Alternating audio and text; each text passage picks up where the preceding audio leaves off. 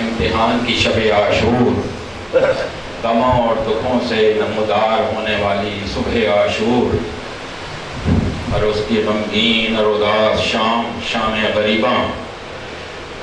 نظم کا عنوان ہے بلا گردانے سید الشہداء۔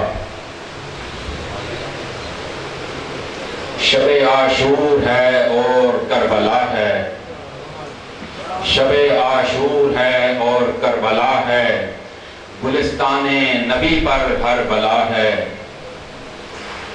یہ شب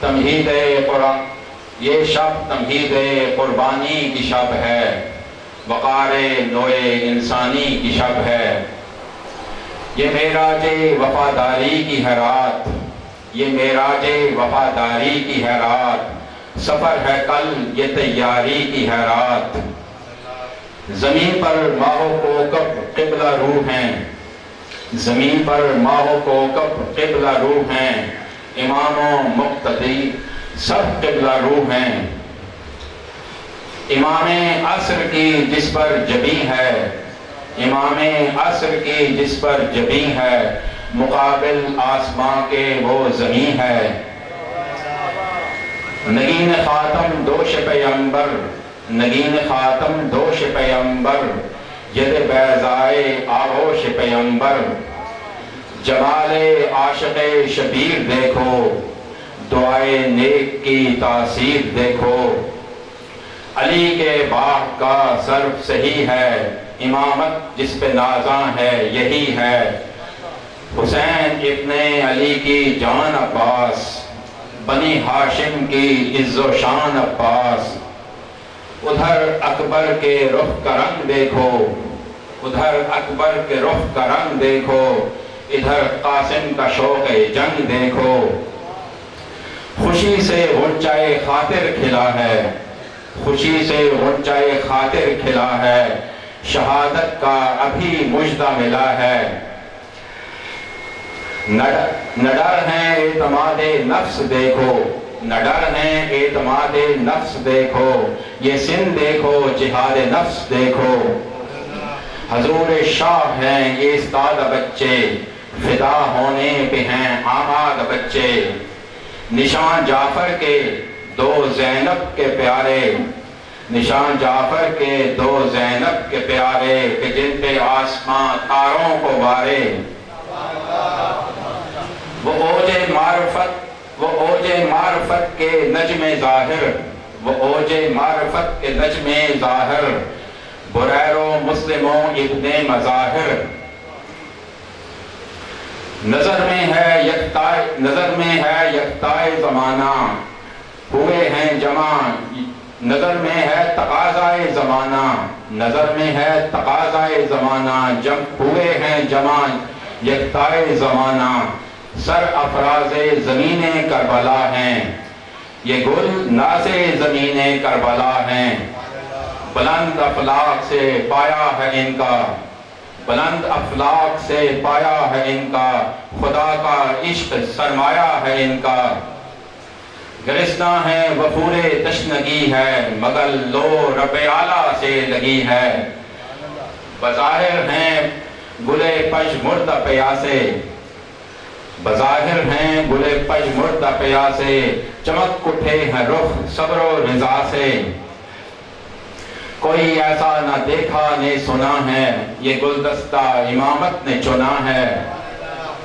یہ ایک تسبیح کے دانے ہیں دیکھو، یہ ایک تسبیح کے دانے ہیں دیکھو، یہ ایک شمع کے پروانے ہیں دیکھو۔ جمال شرع پیمان روح ہیں، یہ دین مصطفیٰ کی آبرو ہیں۔ وفا سے قول فیصل ہو رہے ہیں، صلاح جنگ سیکل ہو رہے ہیں۔ کہا ہے جو رہیں گے اب یہ کر کے، قیامت تک انہیں جینا ہے مر کے۔ شہادت کی سند لے گا ارادہ، نہ بدلا ہے نہ بدلے گا ارادہ۔ شہادت کو سعادت کہنے والے، شہادت کو سعادت کہنے والے، وہ جان دینے کو عادت کہنے والے۔ خیال صبح میں جانیں لڑی ہیں، خیال صبح میں جانیں لڑی ہیں، تڑپ اٹھنے کو تلواریں پڑی ہیں۔ خوشا قسمت پیمبر جن کے شافے، خوشا قسمت پیمبر جن کے شافے، ہرو بہبو ہلالو جون نافے۔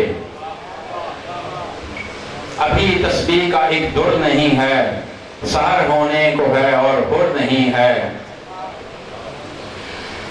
قسمت چمک اٹھے گا قسمت کا ستارہ، چمک اٹھے گا قسمت کا ستارہ، ملا جب فاطمہ کا مہ پارا۔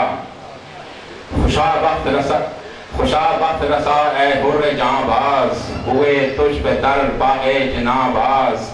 رکھا زانوں پہ سر نور خدا نے، رکھا زانوں پہ سر نور خدا نے، تعصف سے کہا شاہ خدا نے، لنیم الحر حر بنی ریا، لنیم الحر حر بنی ریا، صبور انتا مختلف الرما۔ قیامت خیز اس شب کی سحر تھی، قیامت خیز اس شب کی سحر تھی، نہ ڈر تھے گو جماعت مختصر تھی۔ پیام مرگ عید زندگانی، فراق جان نبید زندگانی۔ جراحت بدن گہنے ہوئے تھے، زرہ پر اپنے دل پہنے ہوئے تھے۔ جراحت بدن گہنے ہوئے تھے، زرہ پر اپنے دل پہنے ہوئے تھے۔ کوئی لڑنے کو پیرہن میں آیا، کوئی لڑنے کو پیرہن میں آیا، کوئی گودی میں گھر سے رن میں آیا۔ کبھی میت اٹھائی جا رہی تھی، کبھی میت اٹھائی جا رہی تھی، کبھی تربت بنائی جا رہی تھی۔ ملال و رنج و آلام غریباں، وہ دن غم سے بنا شام غریباں۔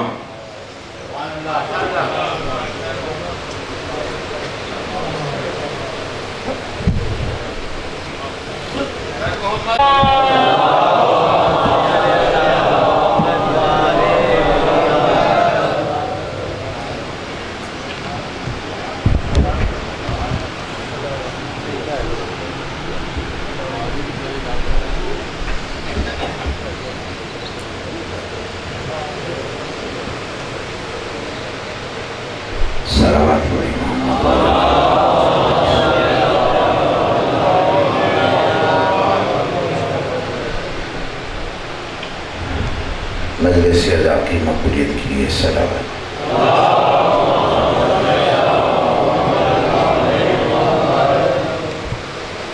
برائے تاجیل ظہور امام زمانہ علیہ السلام صلوات۔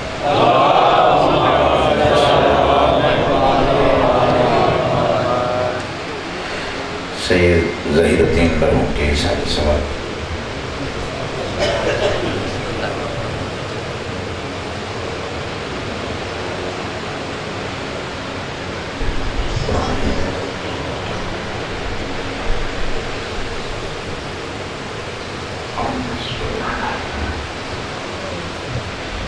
دعائے کے رحیم و کریم آپ تمام برادران و خواہران کی عبادت کو منظور فرمائے۔ بانیان شیخ محرم سادات عظام کی سبھی اعزاز سے درجہ قبولیت عطا فرمائے، اور خالق کائنات سادات عظام کو، اب تمام برادران کو ہر قسم کے حوادثات سے محفوظ رکھے، مریضوں کو شفا عطا فرمائے۔ بالخصوص برادر محترم بھائی غازی صاحب کو، ہمارے برادر محترم پروفیسر منصور حسین صاحب کی اہلیہ مریضہ ہیں، انہیں شفائے کامل عاجلہ عطا فرمائے۔ سید مظفر حسین شاہ صاحب مریض ہیں، خداوند انہیں شفائے کامل عاجلہ عطا فرمائے۔ سید قاضم علی شاہ صاحب مریض ہیں، خداوند انہیں شفائے کامل عاجلہ عطا فرمائے۔ پوری پوری دنیا میں جہاں جہاں ذکر مظلوم کربلا ہو رہا ہے اپنی حفظ و امان عطا فرمائے، اور تمام مومنین اور وہ عزادار جنہوں نے اس اشرہ محرم میں دامن کرم سکنے کسی بھی حوالے سے حصہ لیا ہے ان کی توفیقات میں اضافہ فرمائے، حالی برحق سرکار امام زمانہ علیہ السلام کا دل ظہور فرمائے۔ مل کے صلوات پڑھیں۔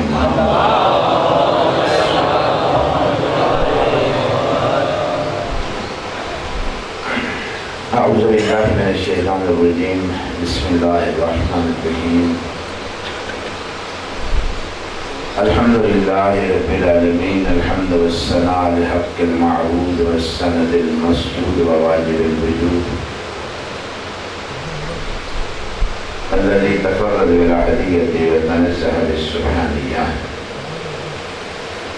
والصلاة والسلام على واقف مواقف الشهود سيدنا ونبينا القاسم المصطفى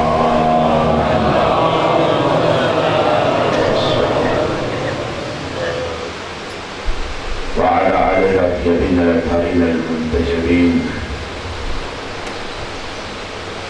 لا سيما على بقية الله في السماوات والأرضين، أجل الله فرجه وسخر الله مخرجه، ورزقنا الله رؤيته ونصرته، والسلام على الحسين وعلى علي بن الحسين وعلى أولاد الحسين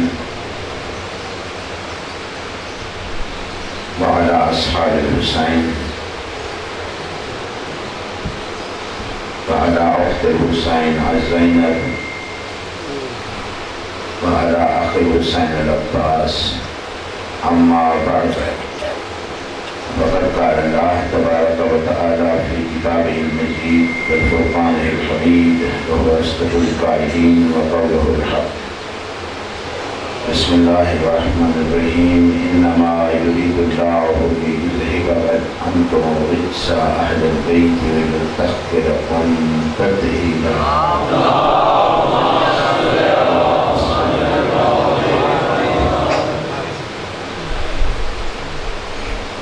بیرن محترم سیدہ کونین مخدومہ دو عالم حضرت سیدہ فاطمہ الزہرا سلام اللہ علیہا،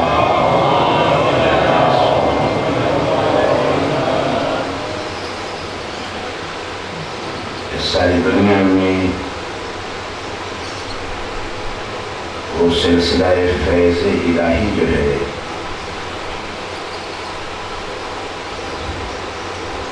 وہ میری مخدومہ کی وجہ سے، زمانے میں جتنی برکت ہے اس مبارکہ کی وجہ سے،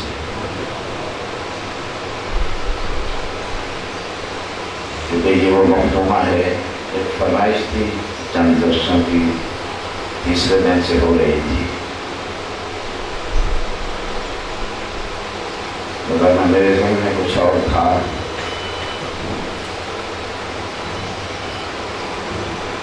یہ بیوی چونکہ مظہر رحمت الہی ہے اس لیے رحیمہ ہے، اور چونکہ مظہر جمال الہی ہے اس لیے جمیلہ ہے،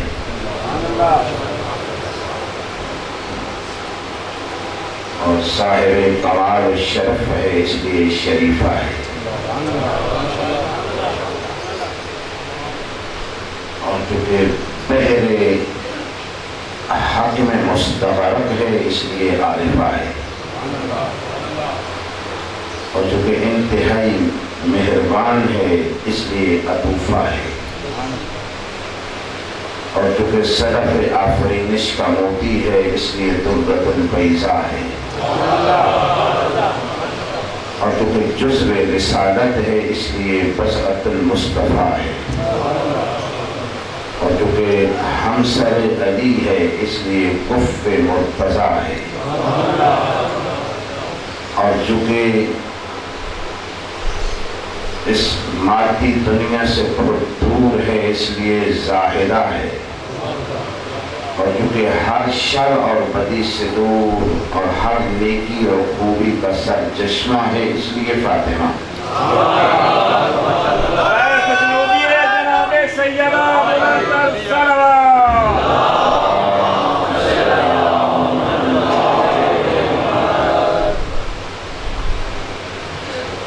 کیونکہ فرشتوں سے ہم کلام ہوتی ہے، اس لیے محدثہ ہے، اور کیونکہ ہر بات میں سچی ہے، اس لیے صدیقۃ الکبریٰ ہے، اور چونکہ اللہ کے ہر فیصلے پہ سر تسلیم خم کیے ہوا ہے، اس لیے راضیہ ہے، اور چونکہ ذات اقدس الہی اس سے راضی ہے، اس لیے مرضیہ ہے، اور چونکہ عالم ناسوت و لاہوت میں اسی بی بی کے وجود کا اجالا ہے، اس لیے زہرا ہے۔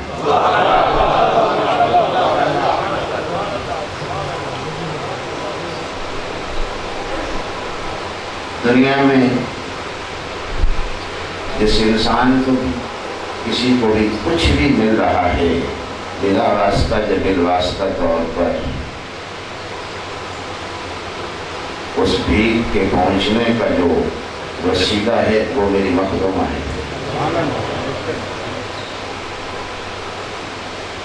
صرف دنیا والے ہی اس کے دروازے کے گزادر نہیں ہیں، بلکہ آسمانوں کے فرشتے بھی اس کے بھکاری ہیں۔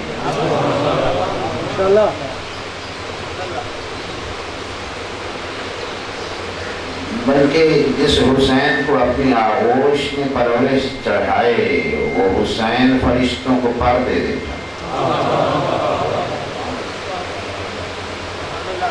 اس لیے میری مخدومہ سیدہ ہے۔ ایک لفظ ہے سیدۃ النساء، یہ بھی میری مخدومہ کا لقب ہے۔ خیر النساء، یہ بھی میری مخدومہ کا لقب ہے۔ سیدۃ النساء العالمین، یہ بھی میری مخدومہ کا لقب ہے۔ لیکن ایک لقب بھی ہے مطلقاً سیدہ، یہ سب سے بڑا لقب۔ سیدۃ النساء العالمین سے بھی بڑا لقب ہے سیدہ، مطلقاً سیدہ۔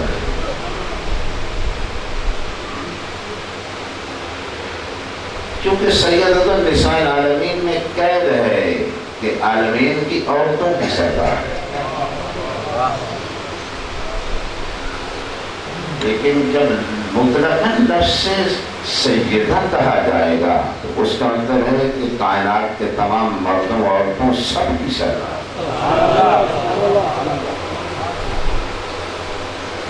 یہ اتنی عظیم بیوی ہے۔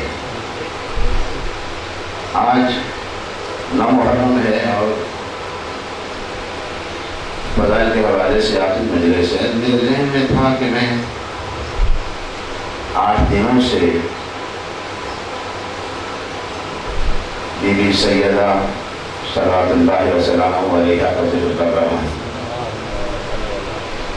جناب بطول کا ذکر کر رہا ہوں، تو آج شوہر بطول کا ذکر بھی ہو،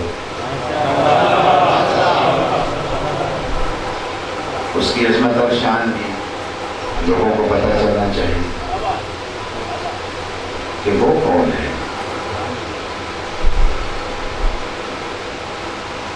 یہ مقام زوجہ ہے اور مقام شوہر، جو اس بیوی کا شوہر،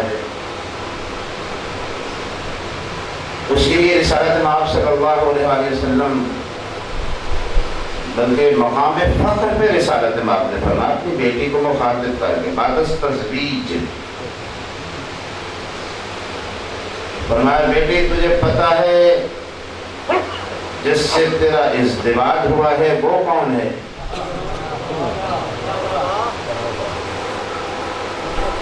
زوجتک سیدا فی الدنیا والآخرہ، بیٹی اللہ نے تجھے وہ شوہر نصیب کیا ہے جو دنیا اور آخرت میں دونوں جہانوں میں سردار نعرہ تکبیر، نعرہ رسالت، نعرہ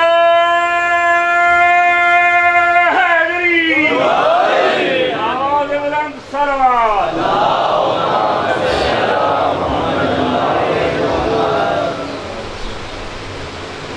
کفو بطول ہونا بڑی بات۔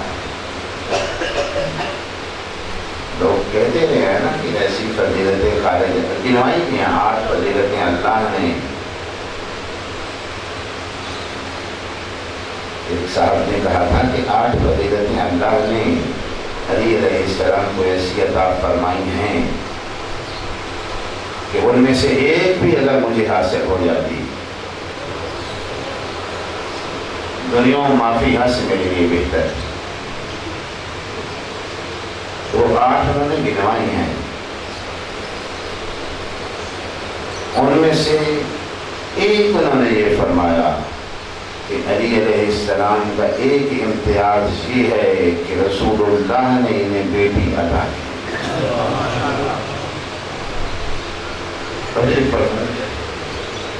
بہت بڑا مسئلہ اس سے حل ہو گیا، حل ہو گیا۔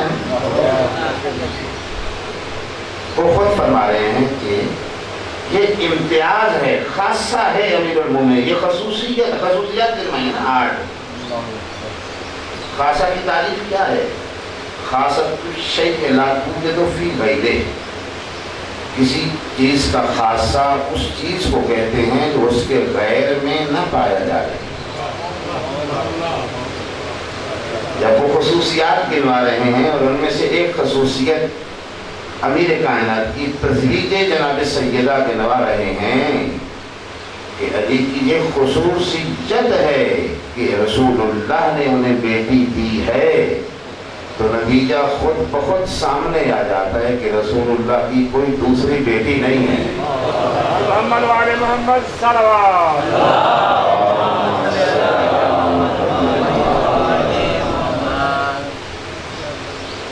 میرے مولا امیر المومنین بھی وہ ہیں کہ جن کی شہادت اور گواہی کو خالق کائنات اپنی گواہی کے بعد ذکر کرے۔ کفا باللہ شہیدا بینی و بینکم ومن عندہ علم الکتاب۔ خالق کائنات ذکر کرے میرے مولا کا تو اس انداز میں کرتا ہے، اور رسول اللہ اگر ذکر کریں تو فرماتے ہیں من کنت مولا ہو۔ لیکن یہاں پہ یہ من کنت مولا، جو یہ من کنت فرمایا ہے نا رسول اللہ، افصح العرب پیغمبر نے جو لفظ استعمال کیا ہے، تھوڑی سی بھی کوئی انسان عقل رکھتا ہو تو اس کی زبان بند ہو جاتی ہے ہر قسم کے۔ جس کا میں مولا، یہ من میں اتنی عمومیت ہے، یہ من کہاں تک جائے گا؟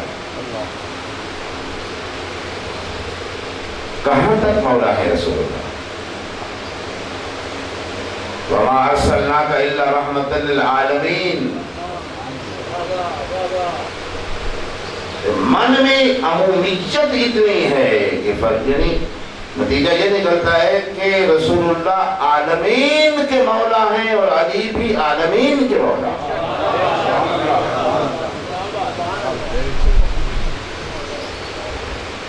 کہاں دنیا محدود کر دینا چاہتی ہے میرے مولا؟ مصر کے ایک بہت بڑے عالم ہیں علامہ طارق یوسف مصری عرب ہیں، انہوں نے ایک خطاب کیا ہے، سوشل میڈیا پہ آ گیا ہے، 6 جون 2018۔ ذرا سن کے دیکھیے وہ کیا ہے، ہمارے نہیں ہیں، اہل سنت کی۔ طارق یوسف مصری، آپ لکھیے گا، سرچ کیجیے گا، آ جائے گا۔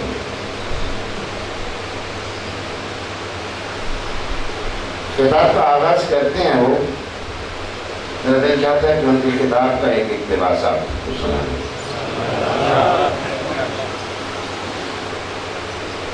تاکہ ان برادران کے لیے تو حجت ہو جائے، کیونکہ ہماری طرف سے تو یہ کتاب نہیں، یہ تو مصر کے علامہ طارق یوسف مصری کتاب ہے۔ سب سے پہلے انہوں نے آغاز کیا ہے، کہتے ہیں لوگوں ایھا الناس، لوگوں میں تمہیں آج ایک ایسی حدیث سنانا چاہتا ہوں جو ہمارے ممبروں سے سنائی نہیں جاتی۔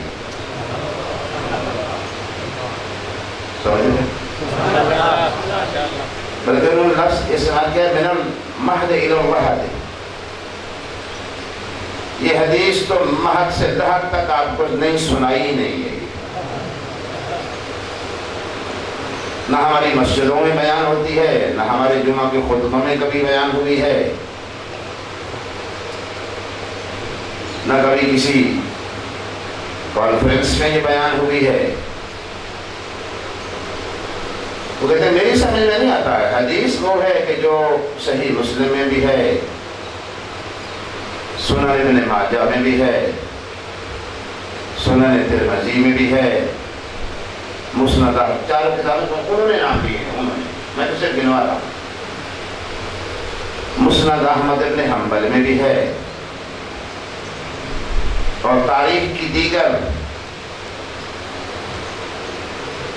سیر و تاریخ کی کتابوں میں حدیث موجود ہے، لیکن سناتے نہیں ہیں۔ آج میں سناتا ہوں۔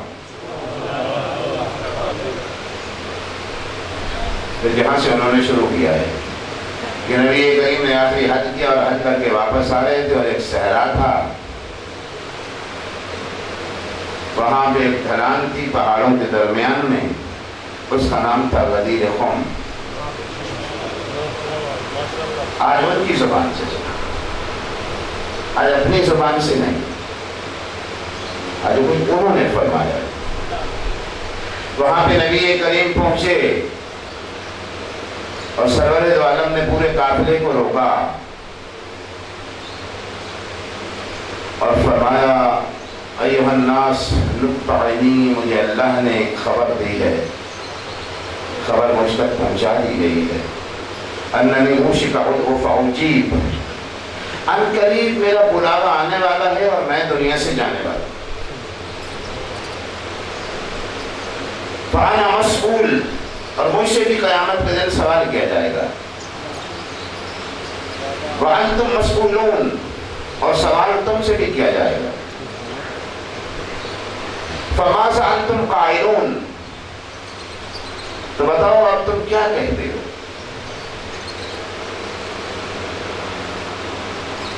قالوا یا رسول اللہ نشہد قد بلغت وأدیت فجزاک اللہ الخیرا، یا رسول اللہ ہم گواہی دیتے ہیں کہ آپ نے ہم تک بات پہنچائی، آپ نے اپنا حق ادا کیا، اور یا رسول اللہ اللہ آپ کو جزائے خیر دے۔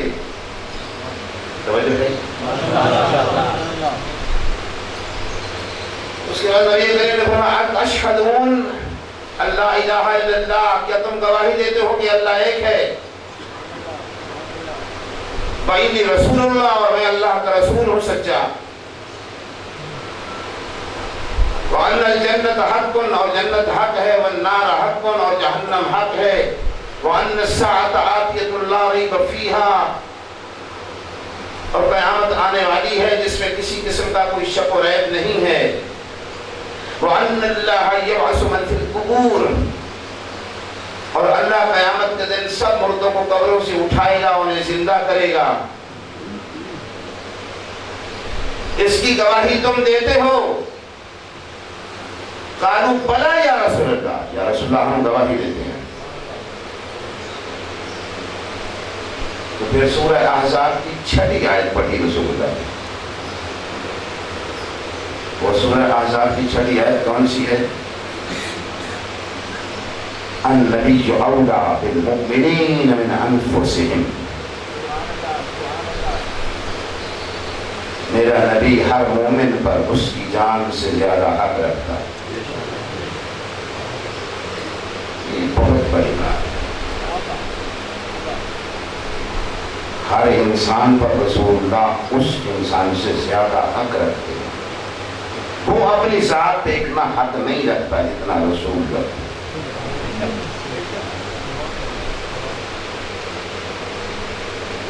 اگر کوئی انسان اپنے باپ سے رسول اللہ سے زیادہ پیار کرے درجہ ایمان سے گر جائے.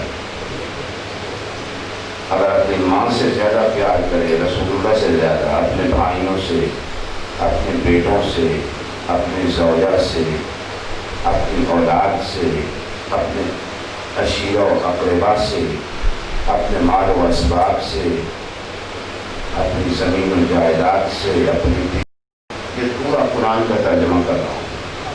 تو قرآن کہہ رہا ہے کہ وہ مومن ہو ہی نہیں سکتا. اس لیے فرمایا النبی اولیٰ بالمؤمنین من انفسہم. لیکن کون؟ بالمؤمنین، عام لوگ نہیں. مومن بہت قیمتی ہے، مومن کی جان قیمتی ہے، مومن کا مال قیمتی ہے، مومن کی آبرو قیمتی ہے. اصل میں یہ دنیا ہے لوگوں کے لیے ہے، کافروں کے لیے تھوڑی کرتی ہے. سارے مال و اسباب دنیا کے سارے خزانوں کے اصل حقدار کون ہیں؟ مومنین. دوسرے لوگ تو فائدہ اٹھا رہے ہیں جس طرح خود رہو بوٹی فائدہ اٹھا رہی ہے.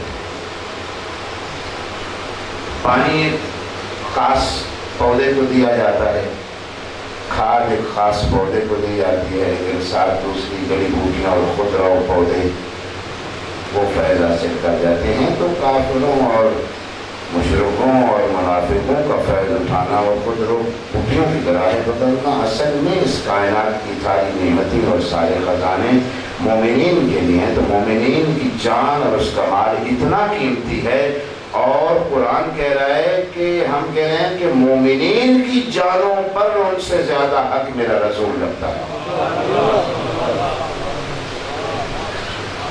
عظمت رسالت نام ہے. أَسْتَعُوذَا بِكُم مِّنْ الْمُؤْمِنِينَ بِأَنفُسِهِمْ. لوگوں کیا میں مومنوں کی جان پر ان سے زیادہ حق نہیں رکھتا؟ قالوا بلی یا رسول اللہ، آپ حق رکھتے ہیں. اس لفظ کو ذہن میں رکھیے گا کہ یہ کون کہہ رہا ہے؟ علامہ طارق یوسف مصری. دوبارہ فرمایا أَلَسْتَ أَوْلَىٰ بِالْمُؤْمِنِينَ مِنْ آبَائِهِمْ. کیا میں مومنین پر ان کے باپ سے زیادہ حق نہیں رکھتا؟ قالوا بلی یا رسول اللہ. فرمایا أَلَسْتَ أَوْلَىٰ بِالْمُؤْمِنِينَ مِنْ أُمَّهَاتِهِمْ. میں مومنین کی ماؤں کی نسبت زیادہ حق نہیں رکھتا مومنین پر؟ قالوا بلی یا رسول اللہ. تو اب فرمایا اللہ مولایا وَأَنَا مَوْلَى الْمُؤْمِنِينَ وَمَنْ كُنْتَ مَوْلَاهُ فَهَذَا عَلِيٌّ مَوْلَا. اللہ مجھے رسول کا مولا، میں ہر مومن کا مولا، اور جس کا میں رسول مولا اس کا یہ علی مولا.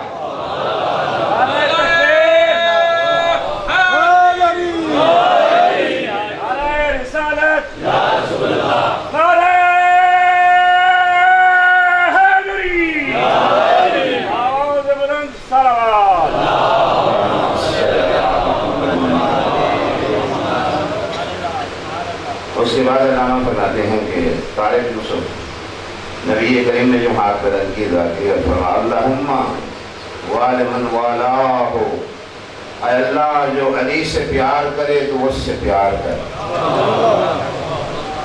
وعاد من عاداہ، اے اللہ تو اس کا دشمن ہو جا جو علی سے دشمنی کرے، وانصر من ناصرہ، اے اللہ تو اس کا مددگار بن جا جو علی کی مدد کرے، وَقْسُلْ مَنْ خَاسَالَہ، اے اللہ تو اسے اکیلا چھوڑ دے جو میرے علی کو اکیلا چھوڑ جائے.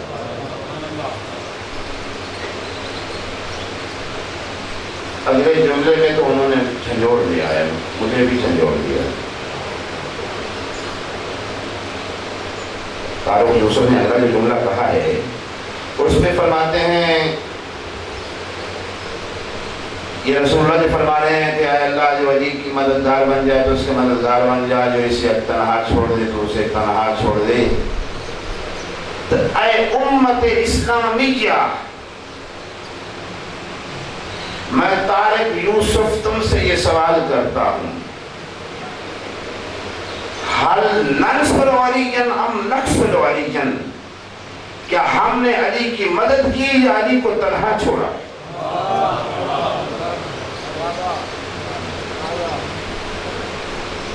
کہتا مجھے جواب دو، پھر کسی طرف سے جواب تو نہیں آیا، پھر جواب انہوں نے خود کہاں دیا؟ فرماتے ہیں واللہ، اللہ کی قسم، ثم واللہ، اور اللہ کی قسم، وَنَحْنُ أُمَّةٌ مُتَخَصِّصَةٌ فِي خِصْنَانِ عَلِيِّ بْنِ أَبِي طالب، اللہ کی قسم اور پھر اللہ کی قسم، ہم ایک خصوصی امت ہیں، ہم ایک سپیشل امت ہے جس نے علی کو چھوڑا ہے۔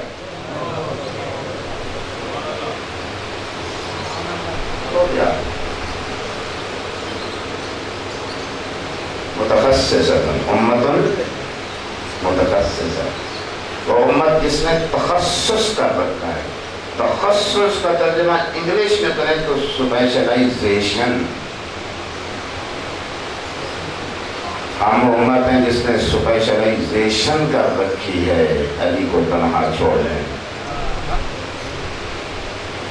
کہ تو اس کی وجہ یہ ہے کہ رسول اللہ کے اس خطاب کے بعد سب سے پہلے ایک آدمی دوڑتا ہوا حضرت علی علیہ السلام کے پاس آیا، جاء فلان، یہ فلان تو میں کہہ رہا ہوں، انہوں نے نام لیا ہے، وہ آپ سن لیجیے گا وہاں، جاء فلان، فلان صاحب آئے علی کے پاس اور کہا بخن بخن، واہ واہ۔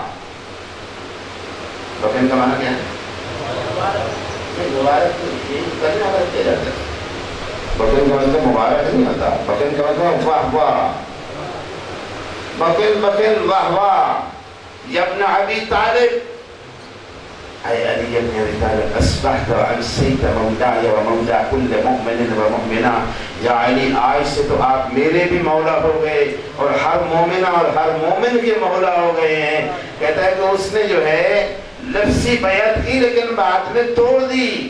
وہاں پہ کہا، آگے کہتا ہے وَفِي الصُّدُورِ مَا فِي الصُّدُورِ، جو دلوں میں تھا وہ تو دلوں میں تھا۔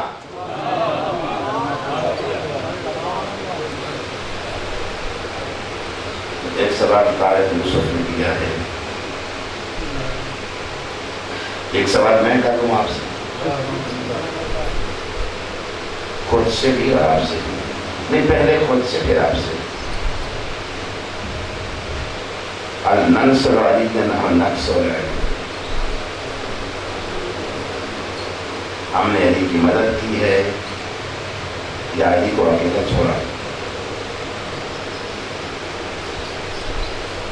نعرہ سنیے، ہم نے کیا کیا ہے؟ اگر ہم نے اکیلا نہ چھوڑا ہوتا تو ہم مومنین کو یہ آواز کیوں لگانا پڑتی؟ این اخوانی، میرے بھائی کہاں ہیں؟ آپ نے راشد توجہ ہی نہیں کی۔ میرے بھائی، علی کہہ رہے ہیں میرے بھائی کہاں ہیں؟ پھر آگے وضاحت کرتے ہیں کہ بھائی کون تھے میرے۔ این عمار، عمار تو کہاں ہے؟ وَأَيْنَ ابن التیحان،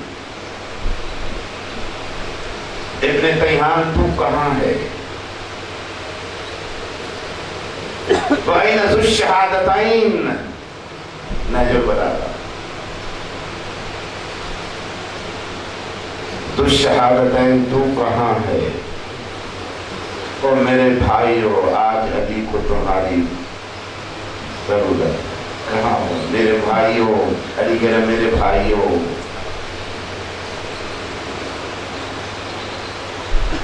باپ نے بھی ایسے ہی کہا، بیٹے نے بھی ایسے ہی کہا، بیٹے نے نہیں کہا این حامی ابن عروہ، این مسلم ابن عقیل۔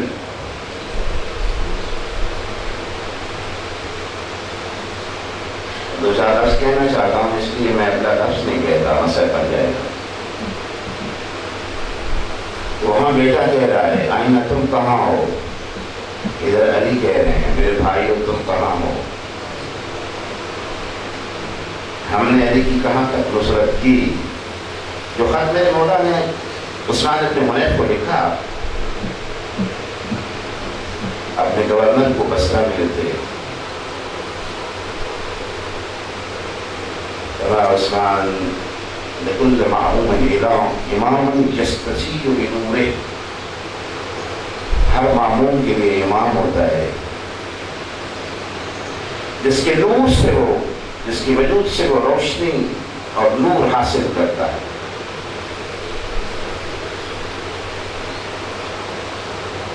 ألا وإن إمامكم قد اختفى من دنياكم بتمريه. تم نے تو دیکھا جہاں تک تیرے امام کا تعلق ہے اس نے تو 2 انسلو کپڑوں کو علاوہ اس دنیا سے کیا دیا؟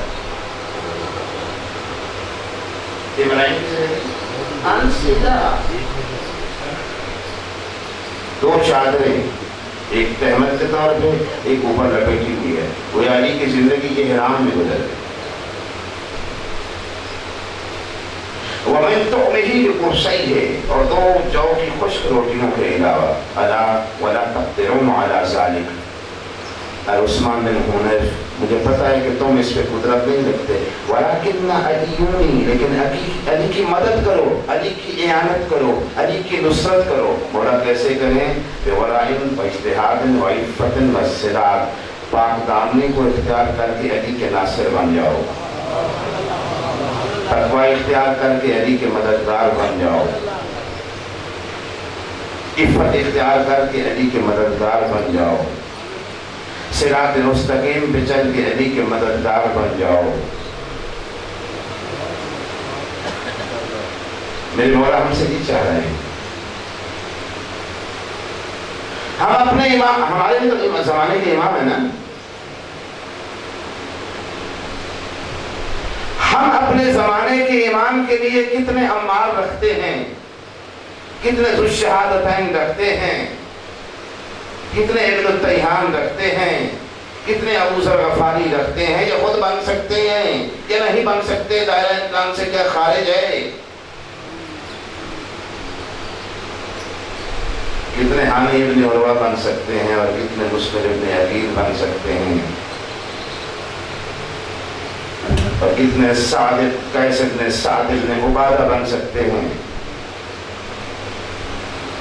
مالک اشتر بن سکتے ہیں. کہ فرمایا مالک اشتر علی کے لیے اسی طرح ہے جس طرح علی رسول اللہ کے لیے.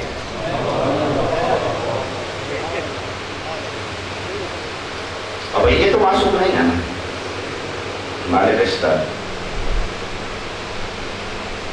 میری اور آپ کی طرح کے انسان ہے. قیس بن سعد بن عبادہ وہ تو عام انسان ہے.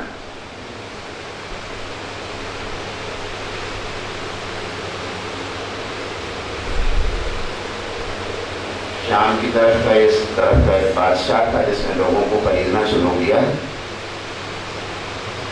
کسی کو 50,000 درہم میں خریدا، کسی کو 10,000 میں خرید لیا، کسی کو 20,000 میں خرید لیا، کسی کو 1 لاکھ میں خرید لیا. عبید اللہ ابن عباس کو 1 لاکھ میں خرید لیا. لیکن اسے پتا تھا کہ اس کی قیمت کیا ہے. لیکن کچھ لوگ ایسے ہوتے ہیں جو بکتے ہی نہیں. تو پتا تھا آگے سامنے جس کی طرف اب پیغام بھیج رہا ہوں اس کا نام قیس ابن سعد ابن عبادہ ہے. تو کہا کہ 10 لاکھ درہم لے لے، علی کا ساتھ چھوڑ دے، میری طرف آ جائے. کہو بادشاہ یہ 10 لاکھ کیا ہوتا ہے، 10 کروڑ بھی دے دو، تیرے میرے درمیان تو تلوار فیصلہ کرے گی.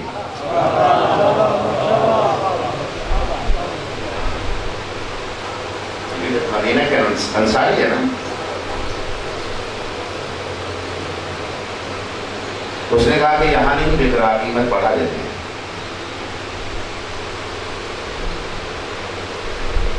اس نے کہا کہ آدھی حکومت لے، چھوڑ دے ساتھ. مصر کے گورنر تھے سب مولا کی طرف سے جناب قیس ابن سعد ابن عبادہ مصر میں امیر المومنین کی طرف سے گورنر کہ آپ ساتھ چھوڑ دیں، یہ تو فقط مصر ہے، میں آپ کو آدھی حکومت کی پیشکش کر رہا ہوں۔ یہاں بڑی احتیاط سے جملہ کہنا پڑے گا۔ فرمایا کہ میں دنیا کے بہترین انسان کو چھوڑ کر بہترین کے متضاد کو کیوں اختیار کروں؟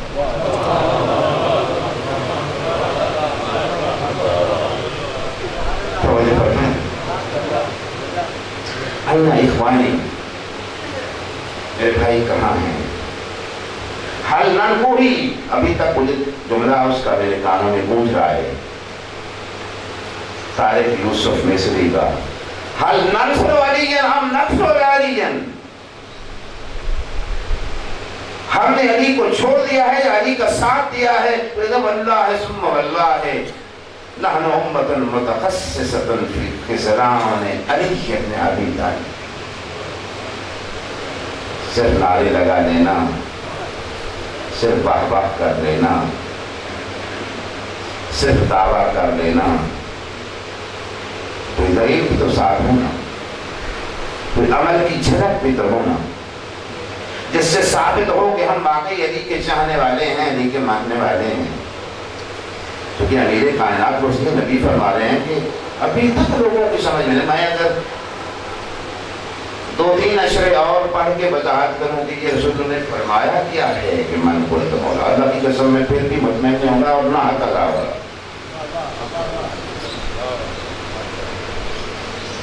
لوگ تو بحث کیے جا رہے تھے کہ نہیں جی وہ اس کے لفظ سے مولا کے 22 معنی ہیں۔ ایک ساتھ کہہ رہے تھے جی اس کا معنی تو داماد بھی ہوتا ہے، تو چاہے اس معنی کا کیوں، اس معنی کا کیوں بیان کر رہا ہے تو من کوئی تو دیکھ۔ اگر یہ کہے گا کہ داماد بھی ہوتا ہے، کیا کہنا چاہتا ہے؟ پیغمبر نے فرمایا جس کا میں داماد ہوں اس کا علی داماد ہے۔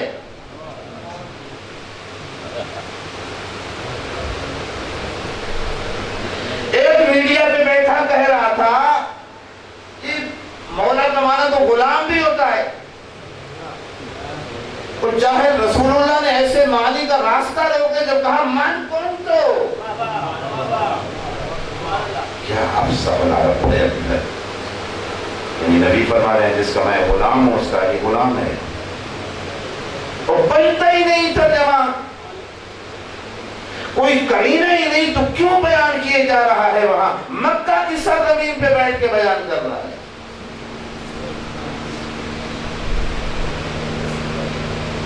اتنی بڑی داڑھی رکھی ہوئی ہے، نبی نے فرمایا کیا ہے؟ میرے رسول نے سب سے پہلے، خدا کی قسم سب سے پہلے میرے نبی نے معنی بیان کیا ہے۔ حدیث کا انکار تو تم کر نہیں سکتے، کیونکہ حدیث تو متواتر ہے، نص ہے رسول اللہ سے۔ جتنی حدیث کے علم حدیث میں اتنی کتابیں لکھی ہوئی ہیں، ابن کثیر سے لے کے محمد بن صالح العثیمین جو معاصر علماء میں سے ہیں ان تک، جنہوں نے مصطلح الحدیث لکھی ہے، وہاں تک اب چلے جائیں۔ یہ کون سی نص ہے؟ نص خفی ہے، نص مبہم ہے، نص مجمل ہے یا نص جلی ہے؟ حسینین بھی ماننے پہ مجبور ہو گیا، کہتے ہیں جلی ہے، نص جلی ہے، کہتے ہیں نص جلی ماننے پہ مجبور ہیں، کیونکہ نص جلی کی تعریف یہ ہوتی ہے کہ حدیث کی 2 قسمیں ہوتی ہیں، ایک حدیث متواتر لفظاً ہوتی ہے، ایک حدیث متواتر معناً ہوتی ہے۔ ایک میں تواتر لفظی ہو، دوسری میں تواتر معنوی ہو۔ کہتا ہے اگر اکیلا تواتر لفظی ہو تو بھی حجت ہے، اکیلا تواتر معنوی ہو تو بھی، اور یہ وہ حدیث ہے جس میں تواتر لفظی بھی ہے، تواتر معنوی بھی ہے۔ تواتر معنوی اس لیے ہے چونکہ پیغمبر نے پہلے معنی مولا کا بتایا ہے، پھر لفظ مولا استعمال کیا۔ رسول اللہ نہیں جانتے کہ میں لفظ مشترک معنوی استعمال کر رہا ہوں، اور بعد میں لوگ کہیں گے کہ اس کا یہ بھی معنی ہوتا ہے، اس کا یہ بھی معنی ہوتا ہے، اس کا نبی نے فرمایا پہلے تمہیں میں معنی بتا دوں، اس کے بعد تم فیصلہ کر لینا. اور یہ معنی ہم بھی سمجھ نہیں آیا صحیح طور پہ، نہ اس کی صحیح تشریح ہوئی ہے. چونکہ لفظ مولا سے جو ہم نے مراد لیا وہ ولایت سیاسی مراد لیا ہے. صرف ولایت سیاسی جو ہے، میں یہاں زیادہ نہیں الجھاؤں گا آپ کو، یہ اس طرح بات اور لمبی ہو جائے گی. ولایت سیاسی جو مثلا اگر کو میں نے جو ولایت فقیہ کی بات کی ہے تو وہ فرماتے ہیں کہ بھائی اس میں ولایت سیاسی میری مراد ہے، میں اولویت کی طرف نہیں جا رہا، اولویت کا کسی کو حق نہیں ہے ہم میں سے. اور رسول اللہ کیا فرما رہے ہیں؟ رسول اللہ نے اس ولایت سے بہت بلند بات کی ہے. رسول اللہ نے جو یہ فرما دیا ہے کہ الست اولی بکم بالمؤمنین من انفسہم، یہ اولویت مولا ہونے سے بہت بلند ہے.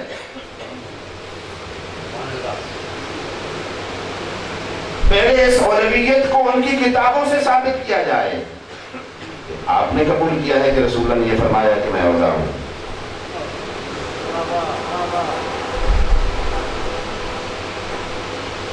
آپ ابن ماجہ اٹھاتے سنن ابن ماجہ، اہل سنت اصل میں ہم کہتے ہیں سہای سے تعبیر جو ہے غلط ہے.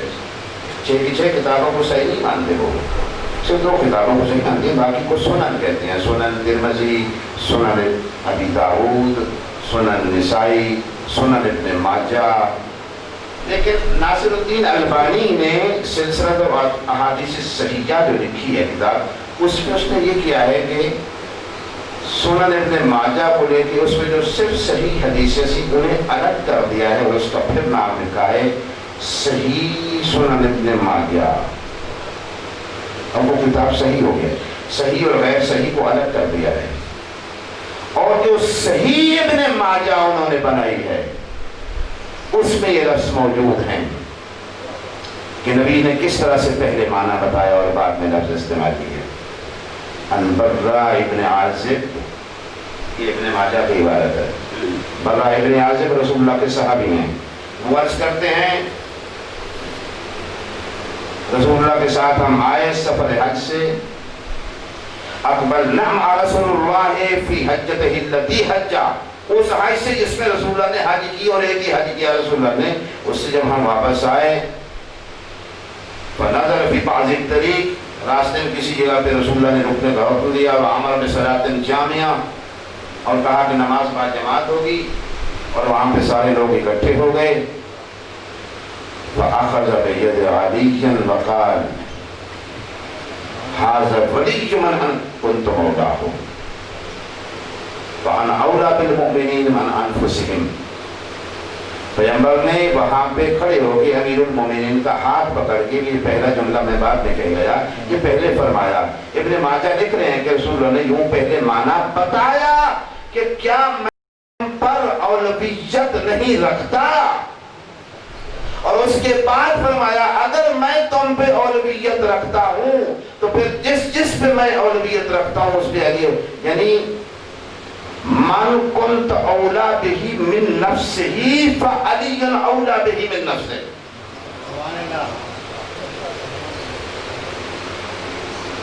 میں آپ کو یہاں زیادہ نہیں الجھاؤں گا ورنہ یہ بحث طویل ہو جائے گی.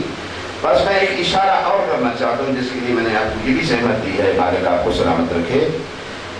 یعنی جس کے نفس و جان پہ میں اولویت رکھتا ہوں اس کی نفس و جان پہ علی اولویت رکھتا ہے. یہی اولویت، یہی معنی بتایا ہوا مسند احمد بن حنبل میں بھی موجود ہے. جمع علی الناس فی الرہبہ کے مقام پہ، یہ مسند احمد بن حنبل کی عبارت ہے. وہ بھی کہہ رہے ہیں کہ پہلے رسول اللہ نے معنی بتایا ہے، بعد میں لفظ استعمال کیا. رہبہ کے مقام پہ امیر کائنات نے لوگوں کو جمع کیا اور وَأُنشِدُ اللَّهَ، اور انہیں اللہ کی قسم دی اور فرمایا سامع من رسول اللہ ما سامع. اتشہدون گواہی دیتے ہو جو کچھ تم نے رسول اللہ سے سنا تھا غدیر میں، جو سنا تھا اٹھو گواہی دو، جو رسول اللہ سے تم نے سنا تھا اٹھو گواہی دو۔ قام ثلاثون من الناس، 30 آدمی اٹھ کے کھڑے ہو۔ وقال ابو نعیم، اور ابو نعیم کہتے ہیں وکثیر من الناس، لوگوں کی ایک کثیر تعداد اٹھ کے کھڑی ہو گئی اور انہوں نے گواہی دی۔ اور کیا گواہی دی کہ رسول اللہ نے فرمایا الست اولی بکم بالمؤمنین، الست اولی بالمؤمنین من انفسہم، مومنین پر کیا میں اولویت نہیں رکھتا؟ یہ ان کی کتابوں سے یہ معنی ثابت ہوگا کہ اولا نبی فرمانا چاہ رہے ہیں، اولا، یہ مولا کو اولا کے معنی میں نبی لینا چاہ رہے ہیں۔ اب اولا کا معنی ہم اپنی طرف سے پیش نہیں کرتے، انہی کی کتابوں سے پیش کرتے۔ پہلے یہ ثابت کر دیا کہ اولا نبی نے فرمایا، یہ ان کی کتابوں میں ہے۔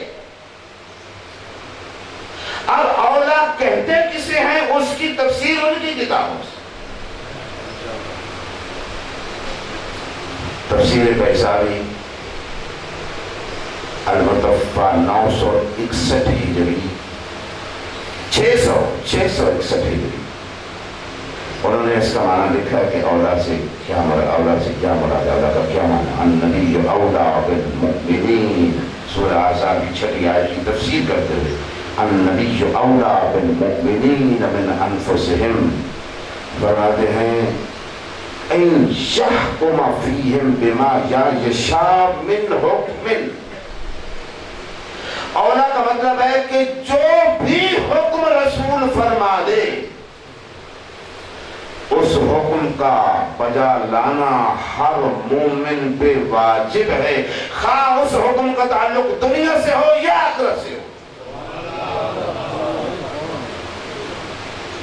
سرتابی کا کوئی جواز نہیں ہے، ولایت نیچے ہے، اولویت بلند ہے۔ 1250 ہجری متوفہ ہیں شوکانی، جنہوں نے فتح القدیر لکھی ہے۔ اس کو جب کھولا تو انہوں نے النبی اولا کی کیا تفسیر کی، اور میں یہی ختم کر رہا ہوں۔ وہ فرماتے ہیں کہ فَيَجِبَ أَن يَكُونَ أَمْرُهُ أَنْفَذُ إِلَيْهِمْ مِنْ أَمْرِهِمْ۔ اولا کا مطلب یہ ہے کہ جو اولویت رکھتا ہے اس کا ہر امر نافذ نہیں ہوگا بلکہ انفذ ہوگا، ان کے نفوس پر خود ان کی نسبت۔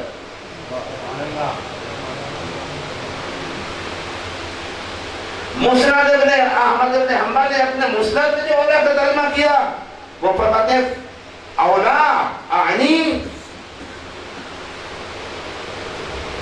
فی کل الامور فی الدنیا والآخرہ، دنیا اور آخرت کے ہر امر میں وہ حق ہیں اور زیادہ حق رکھتے ہیں۔ اور میرے بھائی ولایت نیچے ہے، یہ اولویت بلند ہے دنیا اور آخرت میں۔ اور نبی یہ معنی بیان کر کے فرما رہے ہیں کہ جو اولویت کا حق اس خالق کائنات نے پوری انسانیت پر مجھ رسول کو دیا ہے، وہی حق خالق کائنات نے علی علیہ السلام کو دیا ہے پوری انسانیت۔ نعرہ تکبیر، نعرہ رسالت، نعرہ حیدری، آواز بلند صلوات۔ ایک ایڈوکیٹ صاحب سے بات ہو رہی تھی پچھلے دنوں، تو میں نے انہیں ان سے گزارش کی کہ آپ مجھے دکھا دیں اگر کوئی اس میں استثناء ہے تو آپ دکھائیں۔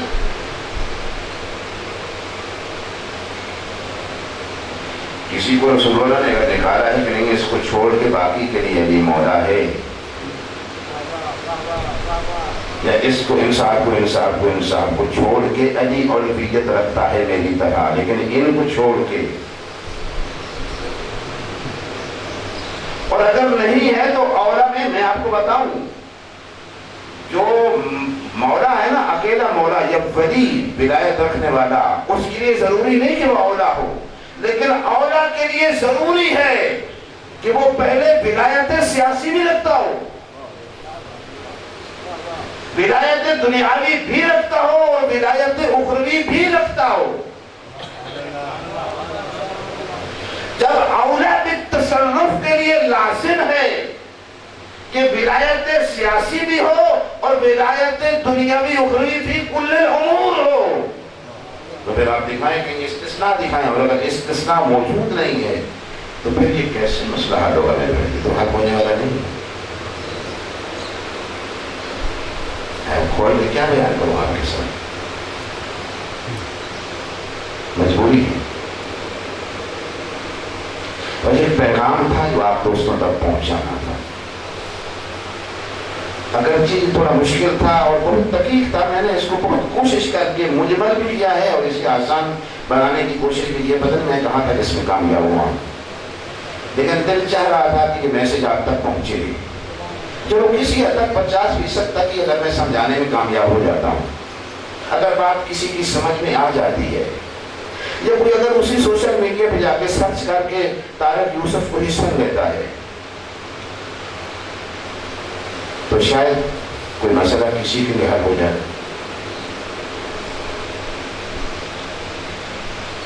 بہت بڑی قربانی دی ہے امام حسین علیہ السلام نے کربلا کے میدان۔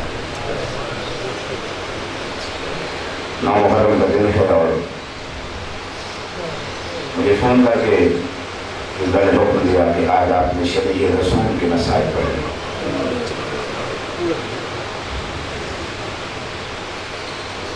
اور شہزادے کے مسائل، جس کے متعلق شیخ جعفر شوشتری نے جملہ فرمایا۔ انہوں نے فرمایا کہ کربلا کے میدان میں امام حسین کی ایک موت ہے، ایک شہادت ہے۔ آپ سلامت رہے۔ لوگوں نے پوچھا سرکار آپ یہ کیا فرما رہے ہیں، بات ہماری سمجھ میں نہیں آئی۔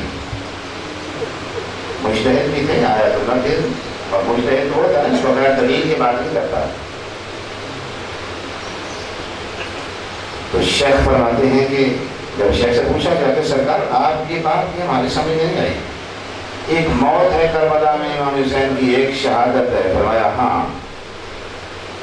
عرض کی سرکار کیسے؟ فرمایا حسین مر گئے تھے اکبر کی لاش پر، شہید ہوئے ہیں شمر کے خنجر کے نیچے۔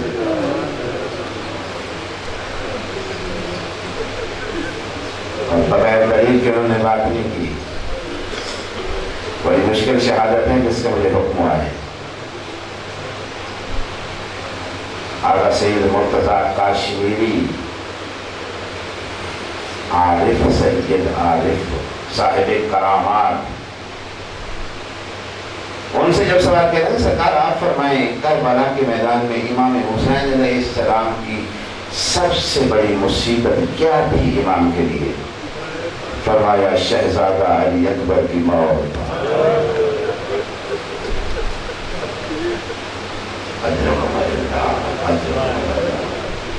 سالات وزار کی بھی چاہیے نہیں سر جیسا مکتب کی کسی نہ کسی کتاب میں آپ کو مل جائے گا اس کی عیسائی کا ایمان لے آنا۔ مدینہ کے شہر میں امام حسین علیہ السلام کی خدمت میں حاضر ہوا اور عرض کی مولا مجھے کلمہ پڑھائیے۔ فرمایا یہ تحریک ذہن میں کیسے آئے گا؟ سرکار رات کو آپ کے نانا رسول اللہ خواب میں آئے ہیں، عیسیٰ علیہ السلام بھی ساتھ تھے، دونوں نے مجھے حکم دیا کہ کل جاؤ میرے حسین کے پاس مدینہ میں جا کے کلمہ پڑھ لو۔ امام نے کلمہ پڑھایا تو اس کے بعد کوئی سوچ کے فرمایا کہ تم نے میرے نانا رسول اللہ کی شکل یاد ہے؟ اس نے کہا کہ سرکار کبھی بھول نہیں سکتا۔ اتنے میں شہزادے نے مسجد میں قدم رکھا، اٹھ کے کھڑا ہوا، فرمایا یہ نوجوان ہے، اس کے احترام میں اٹھ کے کھڑا کیوں؟ کہا سرکار بالکل شکل وہی ہے جو رات کو خواب میں نظر آئی۔ اجرکم اللہ، اجرکم اللہ۔ میں نے تمہید ختم کر دی، آپ کے ذہن متوجہ ہے لیکن الحمدللہ۔ امام نے فرمایا اچھا یہ بتا اگر اللہ تجھے بھی ایسی ہی شکل والا بیٹا دیتا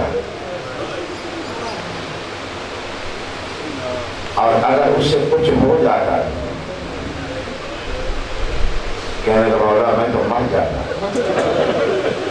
اللہ اللہ. امام نے فرمایا میرا یہی اکبر ہوگا، اس کے سینے میں برچھی لگی ہوگی. امام نے یہیں تک فرمایا تھا، وہ عیسائی گر کے بے ہوش ہو گیا. میں کہتا ہوں عیسائی سے مسلمان ہونے والا وہ سن کے برداشت نہیں کر سکا، پتہ نہیں شبیر نے لاش اٹھائی کیسے. بہت پیار کرتے تھے حسین.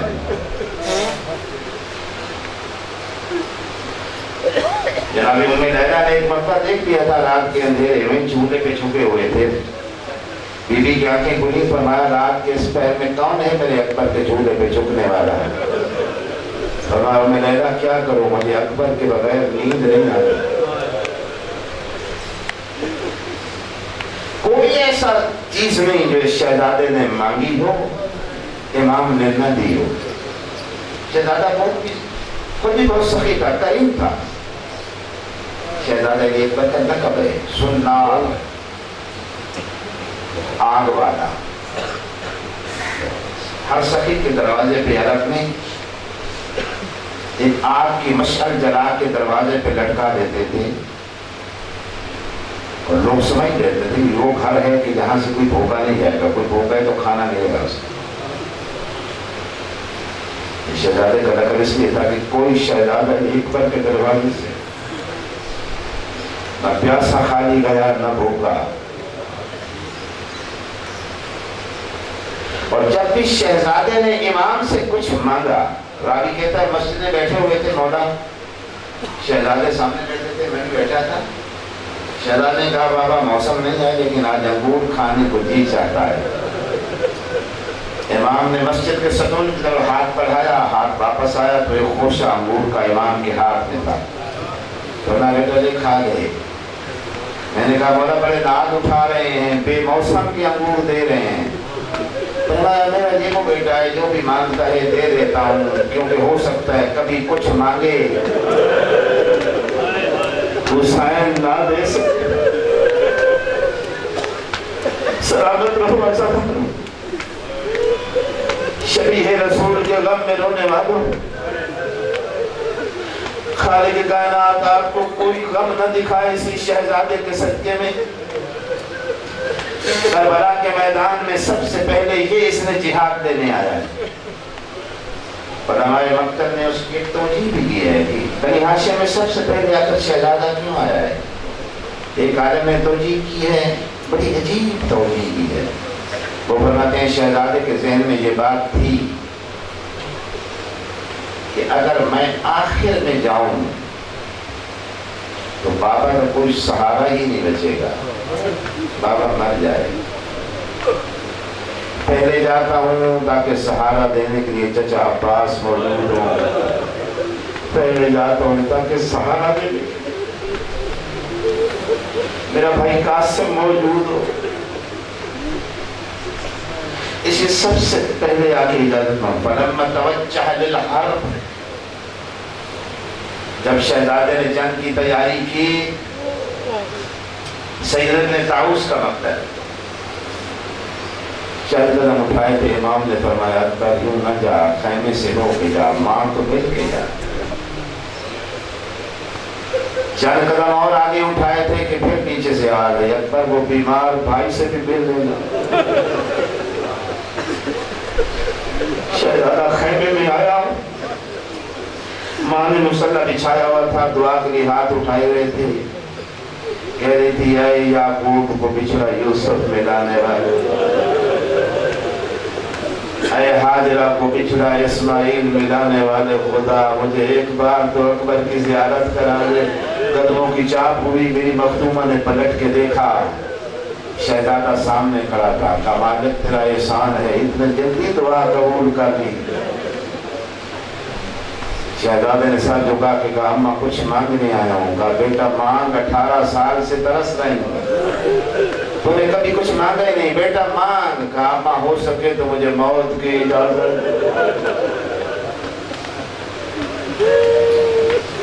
یہ فخر ہاجرہ ہے نا.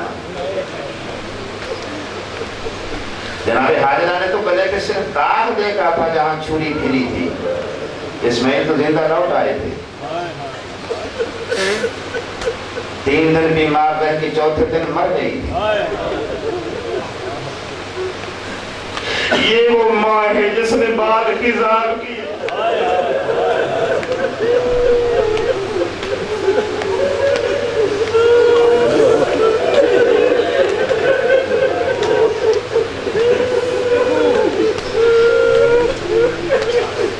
میرے مالک مجھے تھوڑا سی طاقت دے دے، جب یہ کیفیت تاری ہو تو بڑا مشکل ہو جاتا ہے۔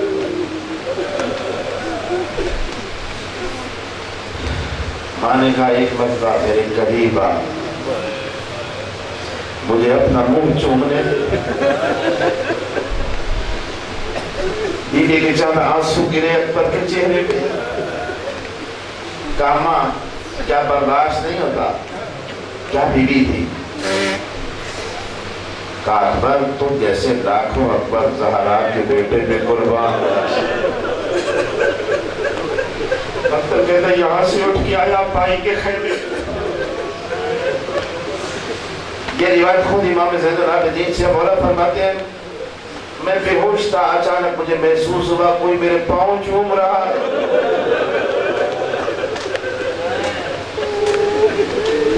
مولا فرماتے میری آنکھیں کھلی، میں نے دیکھا میرا بھائی اکبر میرے پاؤں چوم۔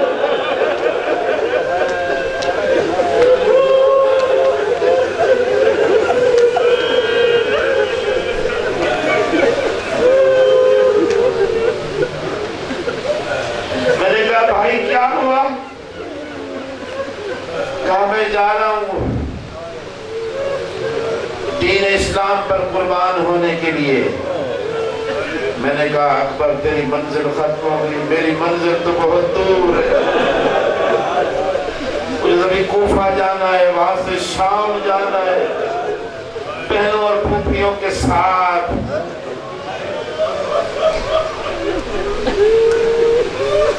سید ابن طاؤس کے یہ 2-4 جملے سننے تسلی سے اگر تھوڑا سا اوپر ٹائم ہو جو مجھے معاف کر دیجیے گا، مالک آپ کو سلامت رکھے۔ مومن فراخ دل ہوتا ہے۔ شہزادہ جب باہر ابھی قناعت کے اندر تھا، خیموں سے باہر نکلا ہے، اجتمعت نساء حولہ، بیویوں نے گھیرا ڈال۔ وَأَمَّاتَهُ أَخَذَتْ بِعِنَانِهِ، ایک پھوپھی نے آ کے گھوڑے کی لگام پکڑ وَرِقَابِ، شاید وہ بہن تھی جس نے گھوڑے کی رکاب تھامی۔ بیویوں نے گھیرا ڈالا ہوا تھا، ماتم شروع ہوا۔ امام حسین ایک کونے میں کھڑے خاموش دیکھ رہے تھے، اور بیویاں کیا کہہ رہی تھی؟ لا تستعجل الى القتال، ہاتھ بڑھے ہوئے تھے بیویوں کے، اکبر جلدی نہ کر، ارحم غربتنا، اکبر ہماری غربت پہ رحم کر، مولا آپ کو سلامت رکھے، اکبر ہماری غربت پہ رحم کر۔ اکبر پوچھنے لگا ہمارا حسین مر جائے گا؟ کمر پہ ہاتھ رکھ کے زہرا کا لال آگے بڑھا، کہتا انہو چھوڑ دو میرے اکبر کو، انہو منصوصاً فی ذات اللہ، اسے اللہ کے سوا کچھ یاد نہیں، چھوڑ دو اسے۔ باہر لے آیا، باہر کھڑا تھا عقاب، اکبر کی سواری، رسول اللہ کا امامہ سر پہ رکھا، شبیہ رسول کے سر، پیرہن رسول کا، سواری رسول اللہ کی، اور حسین نے رکاب تھامی ہے۔ کہا بابا تو بابا ہے، پھر امام ہے، میں بیٹا ہوں، رکاب نہ پکڑی ہے۔ فرمایا اکبر بیٹا سمجھ کے نہیں، شبیہ رسول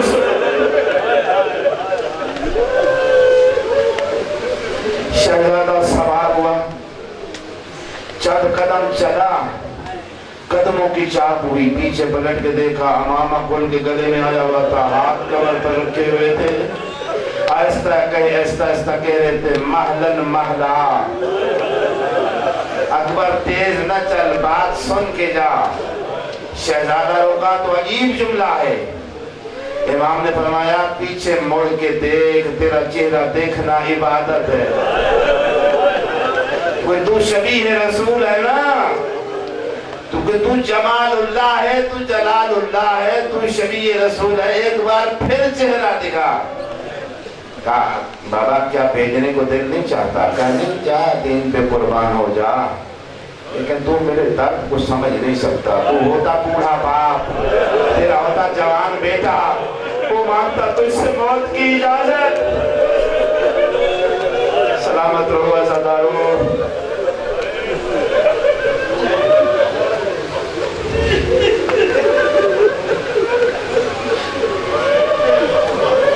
شہزادہ میدان میں آیا، 80 بدبختوں کو پھر نعرے سے کر دیا۔ پیچھے پلٹ کے دیکھا، دور کھڑے حسین نظر آئے، لٹے ہوئے مسافر کی طرح۔ شہزادے کے ذہن میں بھی خیال آیا، حسین جیسا بابا ہے، ایک بار پھر جا کے چہرے کی زیارت کرتا ہوں۔ پلٹ کے آیا، کہا بابا میں نے حملہ کیا۔ جی بیٹا۔ بابا میں نے 80 لائنوں کو پھر نعرے سکر کیا ہے۔ ہاں بیٹا۔ کہا بابا میں نے پیاسے ہونے کے باوجود اتنی اچھی جنگ لڑی ہے۔ ہاں بیٹا۔ کہا بابا دیکھ لے میرے جسم پہ ایک بھی زخم نہیں ہے۔ ہاں بیٹا۔ کہا بابا کوئی جوان جب ایسی جنگ لڑتا ہے وہ لائق انعام نہیں ہوتا؟ عزادارو سلامت رہو۔ ہاں بیٹا۔ کہا بابا انعام مانگ لوں؟ ہاں بیٹا۔ کہا بابا ایک گھونٹ پانی۔ العطش قد قتلنی وسقل الحدید اجحدنی، شبیر کے چہرے پہ موت کی زردی چھائی۔ اکبر سمجھ گیا دوسری مرتبہ نہیں مانگنا چاہیے، شاید شمر کے خنجر کا انتظار نہ کر سکے۔ پلٹ کے آیا، جنگ کی 70 بند کا نیزہ ایک لائن نے شبیہ رسول کے سینے میں مارا۔ عقاب کی ایک آنکھ میں تیر لگ گیا۔ شہزادے نے باہیں گھوڑے کے گلے میں ڈالی، گھوڑے کی دوسری آنکھ میں شہزادے کا لہو آ گیا۔ گھوڑے کی دونوں آنکھیں دیکھنا بند ہو گئی۔ خیام کی طرف آنے کی بجائے دشمن کے لشکر میں گھس گیا۔ جیسے جیسے گھوڑا بڑھتا گیا، جس کے قریب سے گزرا اسی نے تلوار ماری، کسی نے پتھر مارا، کسی نے نیزہ مارا۔ علماء کہتے ہیں کہ حسین نے جلدی تو بہت کی جب شہزادے نے بلایا، چونکہ ایک آواز بھی دی ہے نا، السلام علیکہ یا ابتا، بابا میرا آخری سلام۔ تو حسین نے بڑی جلدی کی، بڑی جلدی کی زہرا کے لال نے۔ حسین نے آنے میں بڑی جلدی کی لیکن بہت دیر سے پہنچے۔ کیونکہ مقتل کہتا ہے کہ ایک ہوتا ہے گھوڑے سے اترنا، ابھی لاش سے دور تھے، سقط الحسین من فرسہ، حسین گھوڑے سے گر گئے، اور گرنے کے بعد جسم میں طاقت نہیں تھی۔ فصاح الحسین 7 مرات، 7 مرتبہ بلند آواز میں پکار کر کہا، اکبر میری آنکھوں میں نور نہیں ہے، مجھے نظر نہیں آتا، اور میرا شبیہ رسول بیٹا مجھے بتا آواز دے کر تو کہاں اترا ہے؟ پھر آخر شہزادے نے آواز دی، آواز کی سمت امام چلے، قدموں کے بل نہیں، ہاتھوں کے بل، جس طرح بچہ چلتا ہے۔ لاش کے قریب پہنچے، مجھے شبیہ رسول کی جوانی کی قسم اگر غلط پڑھوں مقتل میں یہ لفظ نہ ہو تو اس عباس کو معاف کر دیجئے گا، اگر مقتل میں یہ لفظ نہ ہو تو اس کا میں ذمہ دار ہوں۔ حسین جس انداز میں لاش پہ پہنچے، آواز سننے کے بعد نا شہزادے نے آواز دی، لاش کے قریب پہنچے، حسین نے دیکھا لاش پر مجھ سے پہلے کوئی پہنچا ہوا، غور سے دیکھا تو کہا بہن زینب تو مجھ سے پہلے اکبر کی لاش پہ، یقدم رجلا ویؤخر اخرى، ووضع الحسین خطه ولا خده، رخسارے پہ ایک بار رخسارہ رکھا، شہزادے کے رخسار پہ خون آلود رخسار رکھا حسین نے، آہستہ سے کہا اکبر اٹھ مجھے نانا کی آواز میں اذان سنا، اکبر اٹھ مجھ سے بات کر۔ عزاداروں بس اس کے بعد پھر حسین نہیں بولے، یہ پوری ذمہ داری سے۔ شیخ جعفر سوچتی فرماتے اب حسین بولے نہیں ہیں، بی بی دیکھتی رہی کہ حسین حرکت کریں گے بولے گے، حسین نہیں بولے، نہ حسین نے رخسار اٹھایا، نہ حسین نے حرکت کی، نہ حسین نے بات کی۔ بی بی سمجھی میرا بھائی مر گیا۔ اب زہرا کی بیٹی اٹھی، ہاتھ پکڑا، کہا حسین اٹھ کھڑا ہو جا۔ امام نے کوئی جواب نہیں دیا، نہیں بولے۔ بہن پیچھے سے پلٹ کے آئی، دونوں بازوؤں سے پکڑ کے اٹھانے کی کوشش کی، کہا حسین اٹھ، قاتل ہنس رہے ہیں، لیکن حسین نہیں بولے، جسم میں حرکت نہیں کی۔ بطول کی بیٹی نے رخ کیا ایک مرتبہ بقیہ کی طرف، مدینہ کی طرف، کہا اماں زہرا تو آ جا، اس سے پہلے کہ میرا حسین مر جائے۔ عزاداروں پھر بطول آئی، حسین کا ہاتھ تھاما، کہا حسین ماں ہو کے حکم دیتی ہوں کھڑا ہو جا۔ اب زہرا کا لال اٹھا، لاش اٹھانے کی کوشش کی، لیکن لاش اتنی بکھری ہوئی تھی، سمیٹنا مشکل تھا۔ اربا کا مطلب کیا ہے؟ اس نے آواز دے کر فرمایا یا فتیان بنی ہاشم احملوا اخاکم من الفستاد، بنی ہاشم کے جوانوں آؤ اکبر کی لاش لے جاؤ، میں زینب کو خیمے میں لے جاؤ۔ الا لعنت اللہ علی قوم الصالحین والسیئات من یسین ظلمان من کل ٹھیک 9:30 بجے شہادت امام حسین علیہ السلام پڑھی جائے گی یہیں پہ۔